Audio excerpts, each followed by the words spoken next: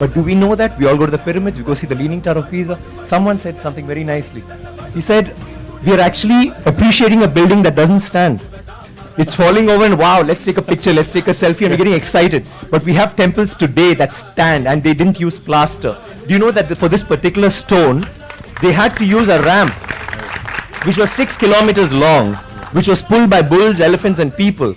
6 kilometers long to get it up there, without any machinery, without any cranes, without anything. And they didn't have plaster. It's withstood 6 earthquakes. You know what happens when an earthquake comes? Without plaster. What they have done is they have an outer wall, then inside that they have a corridor of 6 feet, which is an open, just a corridor, and then they have another structure inside which goes all the way to the top, which is why they can withstand earthquakes, which is why they stood so long. So these are all things that we need to know about. This particular king has built 5,000 dams in his time, and he's made a water management ministry in that time. He's had elections for the village leaders. He's asked them to name cities after women. Why should it only be men? Why can't it be named after queen? And they've had hospitals, free hospitals, and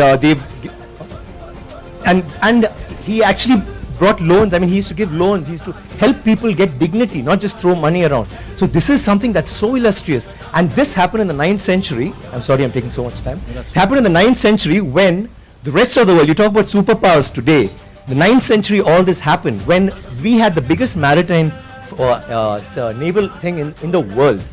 And it went all the way to Bali, all the way to Malaysia, and went till we sent emissaries to China. So think about our culture, think about how advanced we were. We need to be proud of this. It's nothing to do with North India, South India, West India, East. It is, we are Indians, and we need to feel proud about that. And England is so illustrious, but Englands were invaded by the Vikings, and the Europe was in the dark ages during the 9th century. They had nothing going on.